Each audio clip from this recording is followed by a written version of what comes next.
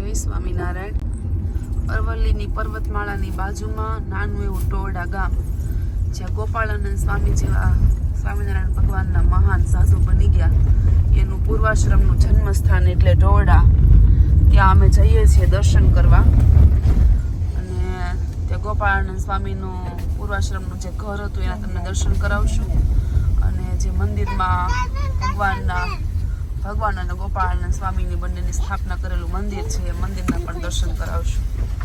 સરસ ગામ છે, નાનું સરસનું હરિયાળીથી ભરેલું। ચોમાસાનું વાતાવરણ છે એટલે સરસનું હરિયાળી વાળું, અરવલ્લીની પર્વતમાળાની બાજુમાં અને ડુંગરાની આસપાસ ઘેરાયેલું સરસ મજાનું નાનું એવું ગામડું છે, જ્યાં ગોપાળાનંદ સ્વામીનું પ્રાગટ્ય સ્થાન। એવું કહેવાય છે કે કદાચ સ્વામિનારાયણ ભગવાન આ પૃથ્વી ઉપર ન હોત ને તો ગોપાળાનંદ સ્વામી પણ એવા જ મહાન કાર્ય કરત, એટલું બધું ઐશ્વર્ય આ સ્વામીમાં હતું। તો આપણે પહોંચી ગયા છીએ ટોરડા ધામમાં। બોલો સ્વામિનારાયણ ભગવાનની જય, ગોપાળાનંદ સ્વામીની જય। જો દરબારગઢ, આ પહેલાનો દરબારગઢ હશે, જૂના નળિયા વાળો દરબાર રહેતા હશે, કંઈક હશે જૂનું, વધારે માહિતી નથી આપણને। આપણે મંદિરમાં જાશું, તમને દર્શન કરાવશું।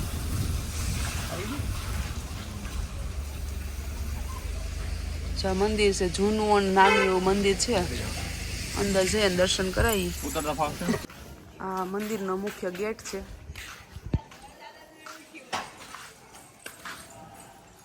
અને આપણે પ્રવેશ કરીશું સ્વામિનારાયણ મંદિર ટોરડા ધામ। ચલો કેસર, ક્યાં આવ્યા આપણે કેસર? જે જેવાલા કરવા જો કહેતી હતી ને સવારમાં, જે જેવાલા કરવા જવું છે, જે જેવાલા કરવા આવ્યા છે।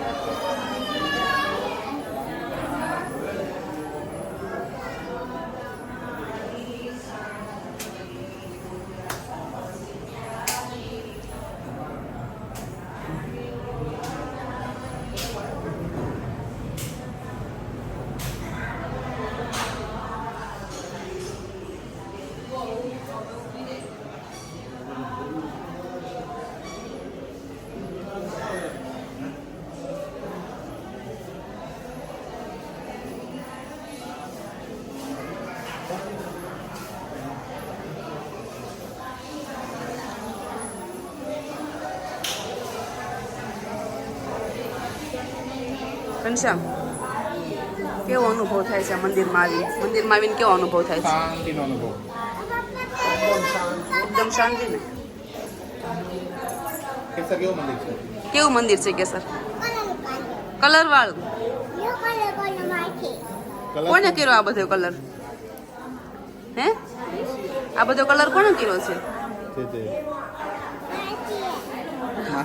ઉર્વી અભરમપરા ગામનો મંદિરનો કલર કર્યો એટલે એને એમ છે કે આ બધો કલર એની માસીએ જ કર્યો છે. આ ગોપાળાનંદ સ્વામી ભણતા ને એ સ્કૂલ છે, આ એ સમયની પ્રાથમિક શાળા. આ નિશાળમાં બેસીને ગોપાળાનંદ સ્વામી ભણતા અને ગોપાળાનંદ સ્વામી ભણાવતા છોકરાઓને, એવું બધું ઘણી છે બધો ઇતિહાસ. જય સ્વામિનારાયણ. આમ જવાનું છે કે ઘનશ્યામ આમ જવાનું છે. આ બધી નાની નાની ગલીઓ છે ગામની. નાનું એવું સુંદર મજાનું ખેડૂતનું ગામ હોય એવું લાગે છે, કારણ કે ખેતીના સાધનો ઘણા બહાર પડ્યા છે. એટલે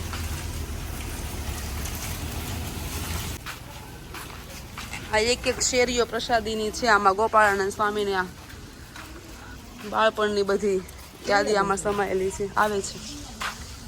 અને ભગવાન સ્વામિનારાયણના ચરણ રથથી પવિત્ર થયેલી, ગોપાળાનંદ સ્વામીના ચરણ રથથી પવિત્ર થયેલી આ ભૂમિમાં આવી અને મજા આવે એવું અંદરથી સુખની અનુભૂતિ થાય છે. જો દેશી નળિયાવાળા એ સમયના જૂનવાણી ઘરે છે, આમનામ આબેહૂબ. કેટલા જૂનવાણી છે એ તમને આ જોતા જ ખબર પડી જશે. થાંભલી, જો કંડારેલી થાંભલી ને એ સમયમાં રજવાડા જેવું ઘર છે. અત્યારે તો બંધ પડ્યું છે. એક છત્રીમાં 3 છે, પણ એ કોઈના માથા ઢંકાતા નથી. કે છે નાના નાના ગોપાળાનંદ સ્વામી હતા ને ત્યારે અહીંયા રમતા હતા. કેવા સરસના હતા, મસ્તના ભગવાનના ભક્ત. તું બધા શ્લોક બોલે છે ને એમ ફટાફટ બધા શ્લોક શીખી જાજે હો. હા તો પાડ. ખાલી મોઢું બોલાવે છે. આ જન્મસ્થાન સદગુરુ શ્રી ગોપાળાનંદ સ્વામીની હવેલી.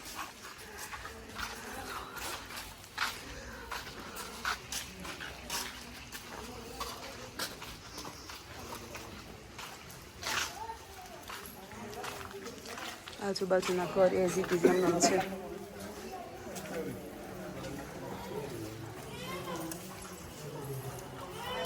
ધીમો ધીમો વરસાદ આવે છે.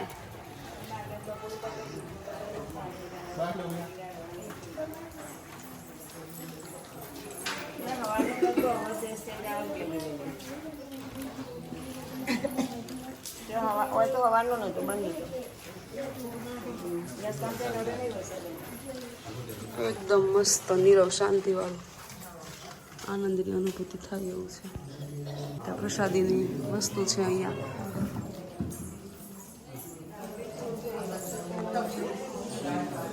જો મેળા વાળું ઘર છે.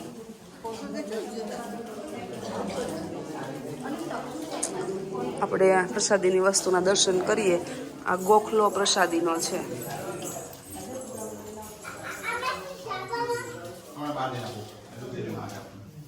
આ રસોડું પ્રસાદીનું છે. એટલે અહીંયા રસોડાનો બધો સામાન અહીંયા મૂક્યો છે અંદર. જો તમે થાળી ને વાટકા બધું છે અંદર. ચૂલો છે. જાળી આડી છે એટલે બહુ ખાસ એવું દેખાય નહીં એ રીતે છે. તો તમને ટ્રાય કરું કે સરખું બતાવીને દર્શન થાય એવા. પછી આ ગોખલો પ્રસાદીનો જ છે. આ પાણીયારું પ્રસાદીનું છે. પાણીયારામાં જે વસ્તુનો ઉપયોગ થતો એ અહીંયા પ્રસાદી રૂપે બતાવવામાં આવ્યું છે. એટલે આપણે દર્શન કરીએ.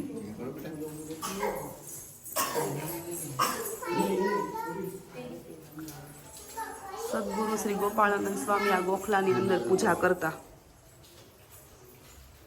મંદિરિયું કહેવાય ને. આ બ્રહ્મમૂર્તિ ગોપાળાનંદ સ્વામી.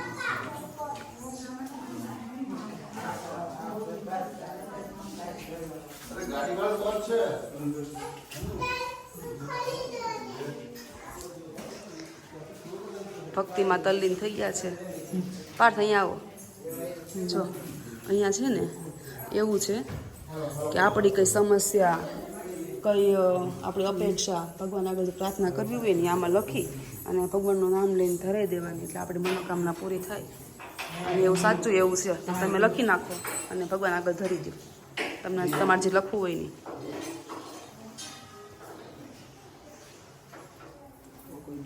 હા, જોવાનું નહીં. જો કેટલા ભક્તોની આશા અહીંયા પૂરી થશે.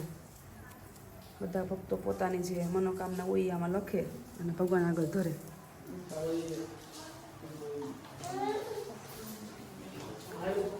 આ કષ્ટભંજન દેવ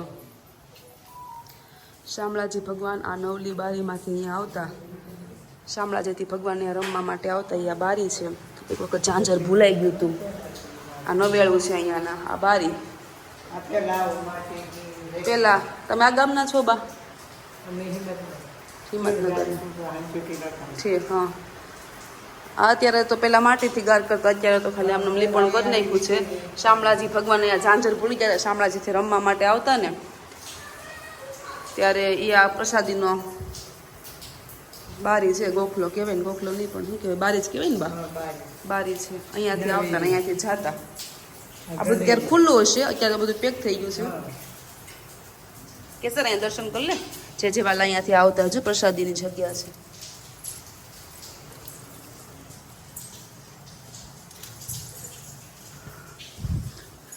આમાં આખો ઇતિહાસ લખેલો છે. જો ગોપાળાનંદ સ્વામી એટલે ખુશાલ ભગત અને શામળાજી બંને હારે ઝૂલે છે. ખુશાલ ભગત શામળાજીના મંદિરમાં દર્શન કરે છે.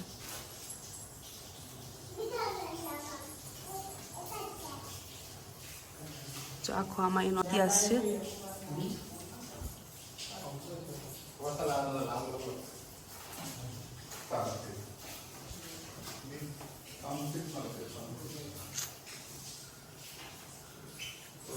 આ પ્રસાદીની કોઠી છે.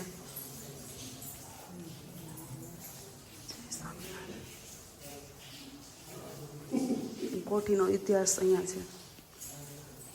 ગોળની માનતા રાખવાનું શું મહાત્મ્ય છે અહીંયા આવી એના વિશે લખ્યું છે. ખુશાલ ભટ્ટના ઘરે 4 હાથ ઊંચી એક કોઠી હતી. જ્યારે છપૈયામાં ઘનશ્યામ મહારાજનો જન્મ થયો ત્યારે આ કોઠીમાંથી પોતાને ખૂબ લાંબો કરી તેમાંથી ગોળનું માટલું બહાર કાઢ્યું અને ભગવાનના જન્મની ખુશીમાં સૌને ગોળ વેચ્યો. કુબેરસોની આ વાત તેમના માતા જીવીબાને કહી. ત્યારથી ટોરડામાં ભગવાનને ગોળ ધરાવવાની માનતા છે અને પ્રસાદીની કોઠીના આજે પણ દર્શન થાય છે. એ આ પ્રસાદીભૂત કોઠી છે.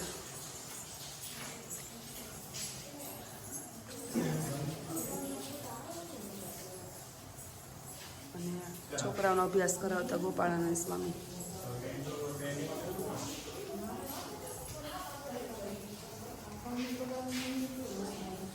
સહજાનંદ સ્વામી મહારાજ.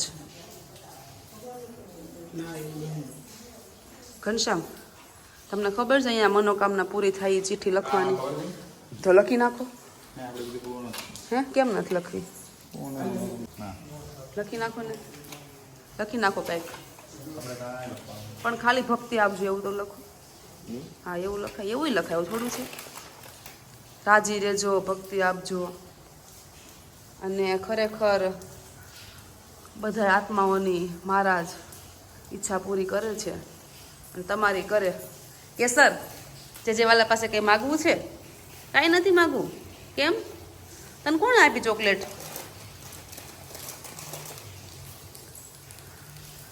સરસ મજાનું મેળીવાળું ઘર છે. જૂનવાણી વસ્તુનો સંગ્રહ ઘણો છે. નાનું એવું છે પણ બધી વસ્તુને આવરી લીધી છે. ધીમો ધીમો વરસાદ શરૂ થઈ ગયો છે.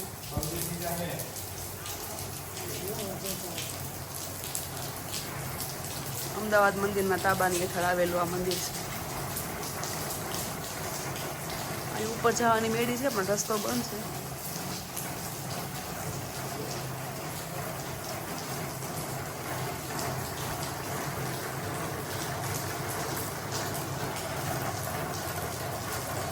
ભંડાર કામ જો કેટલું સરસ છે.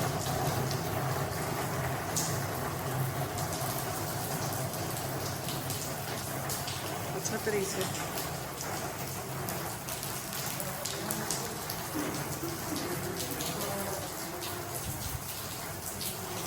મજા આવી?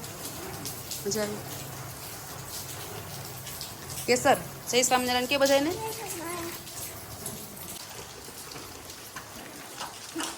જો વરસાદ આવે છે એટલે કેસરને છત્રીમાં લઈ જઈશ. હવે જવાનું છે ઘરે. જય સ્વામિનારાયણ. બોલો જય સ્વામિનારાયણ. જય સ્વામિનારાયણ.